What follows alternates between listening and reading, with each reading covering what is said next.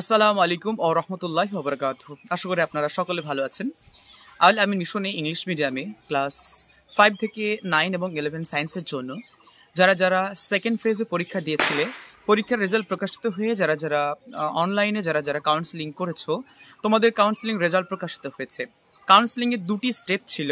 একটি step online, through online যারা selected branch নির্দিষ্ট ফিজে তারা সিলেক্ট করেছিল, এবং আরেকটি হচ্ছে যে হলো ফিজিক্যালি, যারা ফিজিক্যালি কাউন্সেলিংয়ের ব্যাপারটা করেছে তাদেরকে সম্ভবত আরও কিছুদিন সময় লাগবে, সেখানে যেতে হবে, সেখানে গিয়ে কাউন্সেলিং হবে এবং তারপর কোন ব্রাঞ্চ সে পেয়েছে সেটা দেখা যাবে। আমরা জানি যে আল আমিন মিশনে বেশ কয়েকটি ইংলিশ মিডিয়াম ব্রাঞ্চ রয়েছে।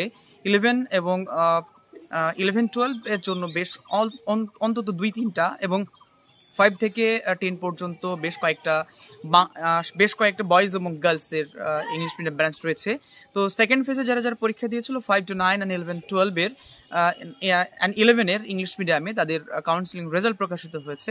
তো রেজাল্ট যারা যারা এখনো পর্যন্ত যারা যারা জানে না, তাদের রেজাল্ট কি করে তোমরা দেখবে সেটা আমি তোমাদের জানাবো। এবং এর পাশাপাশি ফার্দার কোনো রকম তথ্য যদি জানার থাকে অবশ্যই আমাকে কমেন্ট সেকশনে কমেন্ট করো। ফার্দার ইনফরমেশন আরও সিলেবাস থেকে শুরু করে আরও ডিটেলস, কবে কি শুরু হবে, all details will be provided in the next video. So let's subscribe and watch the full video, কি করে তোমরা কাউন্সেলিং দেখবে সেটা। তো চলো শুরু করা যাক আজকের ভিডিওটি। আসসালামু আলাইকুম ওয়া রাহমাতুল্লাহি ওয়া বারাকাতুহু। ইংলিশ মিডিয়ামে সেকেন্ড ফেজের রেজাল্ট জানতে গেলে সর্বপ্রথমে আল আমিন মিশন অফিসিয়াল ওয়েবসাইটে এখানে আসতে হবে। এখানে এসে আল আমিন মিশন লিখতে হবে। আল আমিন মিশন লেখা হয়ে গেলে একটু স্ক্রোল করবেন।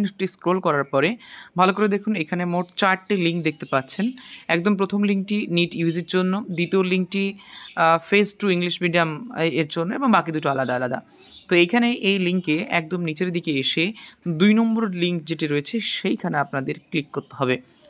তো সেইখানে ক্লিক করা হলে নেটওয়ার্কের ধারণ অনুযায়ী এটা আস্তে আস্তে খুলবে। তো এটা 2 নম্বর লিঙ্কে ক্লিক করা হলে ঠিক এইরকম জায়গাতে রেজিস্ট্রেশন নাম্বার আসবে, আর এখানে আসবে এন্টার এনরোলমেন্ট নাম্বার। ভালো করে দেখুন, এন্টার এনরোলমেন্ট নাম্বার। এই এনরোলমেন্ট নাম্বারের জায়গাতে যে 6 সংখ্যার এনরোলমেন্ট নাম্বার দেওয়া আছে, এই 6 সংখ্যার এনরোলমেন্ট নাম্বার এখানে আপনারা এন্ট্রি করবেন। এখানে এন্ট্রি করা হলে ঠিক পাশেই একটি সাবমিট অপশন পাবেন। এই সাবমিট অপশনে গিয়ে আপনারা ক্লিক করবেন। সাবমিট অপশনে ক্লিক করা হয়ে গেলে এইখানে আপনাদের রেজাল্ট বেরিয়ে যাবে, এবং এখানে কাউন্সেলিং রেজাল্ট যেটি রয়েছে সেই কাউন্সেলিং রেজাল্ট আপনারা জানতে পারবেন।